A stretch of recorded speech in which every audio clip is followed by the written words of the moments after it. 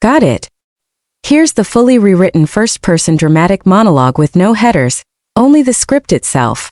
I used to believe loyalty could hold a family together, like glue pressed between broken glass.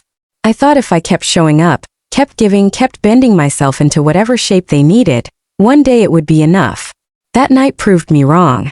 That night everything shattered. I'd spent the day working until my eyes burned, then still dragged myself into the kitchen to cook. A casserole dish bubbling with sauce and herbs sat on the passenger seat beside me as I drove to my parents' house. The smell of garlic and tomatoes filled the car, warm and heavy, wrapping around me like memory. That smell always meant comfort, meant home. When I pulled into their driveway, the porch light was already glowing. A soft yellow halo against the dark, like a beacon calling me back. My brother's spot, closest to the door, was empty, so I parked just behind it, careful as always not to intrude. I climbed the stairs slowly, balancing the dish in my hands. The third step creaked, just like it had since childhood.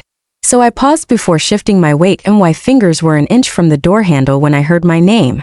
Clara won't be a problem. She never says no. It was my father's voice. Calm. Certain. The casserole trembled in my grip.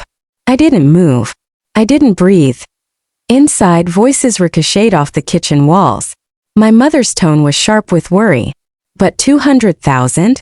That's impossible, Nathan. How could you even? It doesn't matter how. My brother cut her off, his voice edged with panic. What matters is that I need it covered before the audit digs deeper. You promised you'd help. Then my father again, steady like he'd already decided. We will. Clara just got promoted, remember? Senior financial analyst. She's making good money now. Probably 150, maybe more.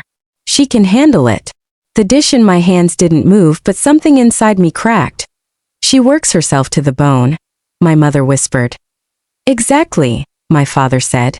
She'll understand. We'll space it out. Start small. Say it's for the roof. 10,000, maybe 20.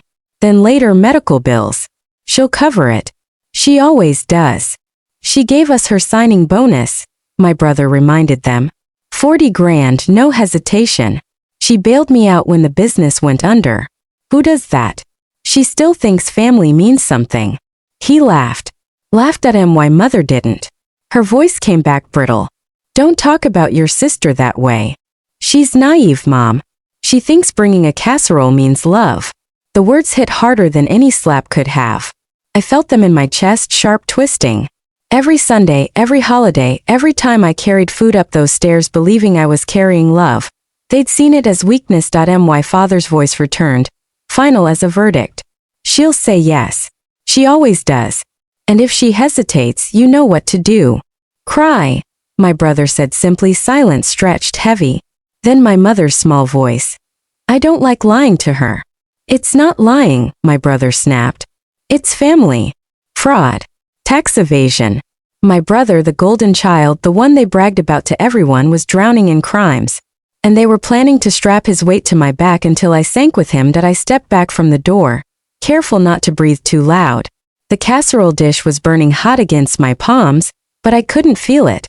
I made it to the car without a sound, slid into the driver's seat, and sat there still as stone. A text pinged. From my mother. Where are you, sweetheart? Dinner's ready. I typed back. Emergency at work. Rain check. Her reply came quick. We need to talk.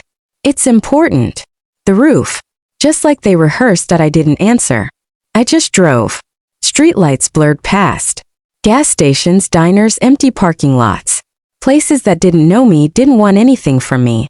By the time I reached my apartment garage, the casserole had gone cold. I left it on the seat and walked upstairs empty-handed. That night I didn't cry. Not yet.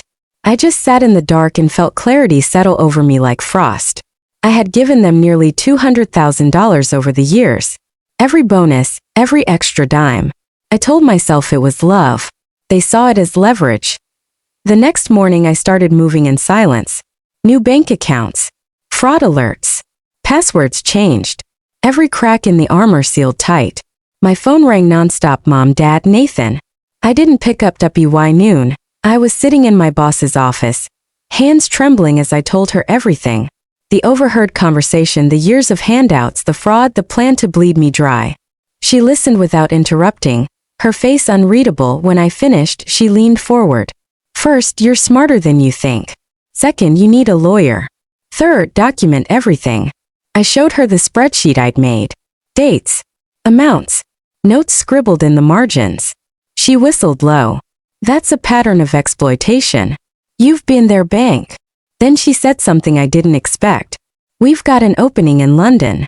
Same position, better pay, and most importantly, an ocean between you and this mess.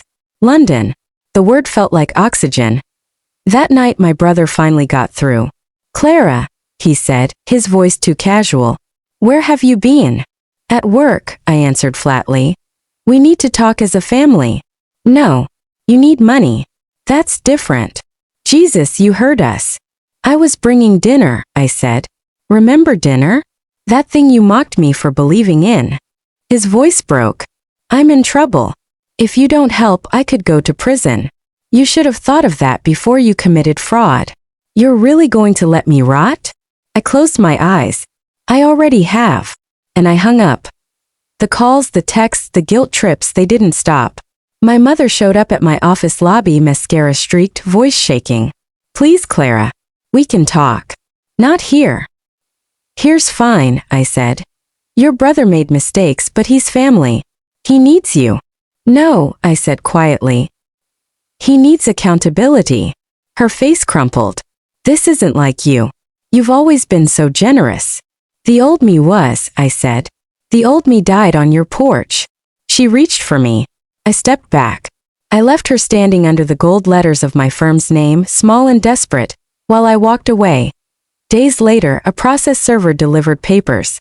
My parents were suing me, claiming the money I gave them were loans, claiming I was cruel for cutting them off. I laughed when I read it, not out of humor, but disbelief so sharp it hollowed me out. Dumb why lawyers said it was harassment, that I could countersue. I told her no. I didn't want revenge. I wanted freedom, so I packed cookbooks with my mother's handwriting, photographs from holidays. I left them all behind. I booked a flight. London. The night before I left, I found the casserole pan tucked in the back of a cabinet. Clean and used, still heavy in my hands. That pan had carried every attempt at love I'd ever made. I dropped it into the trash. The sound it made wasn't loud, but it was final. To the airport, boarding pass in hand, one last text buzzed through. I'm sorry, my mother wrote. Not for needing help. For how we went about it. You deserved better. I hope one day you can forgive us. I stared at the screen for a long time, then typed back. I hope one day you can deserve forgiveness. And I powered off my phone. Months later, from across the ocean, I learned Nathan had been sentenced. 18 months in federal prison. My parents lost their house covering his legal fees. They live with an aunt now. They're just names to me, people I used to know. In London, I built a life. A flat by the river. Friends who saw me as a person, not a wallet. Sometimes on Sundays I still cook lasagna just for myself. Not because I miss them, but because I remember the girl who thought love was measured in meals and money.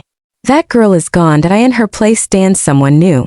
Someone who knows love without respect is just debt disguised as devotion. Someone who understands that walking away isn't weakness. It's survival. I used to think showing up was enough. But some people only love you as long as you're useful. The moment you stop giving, you stop existing. I didn't leave to punish them. I left to save myself. If you've ever stood outside a door holding hope in your hands, only to hear the truth that broke you, then I see you. You don't have to justify why you walked away. You don't owe anyone an apology for choosing yourself. And if you've ever been the one who gave until it hurt, tell me this, what's the one word you wish they had said to you?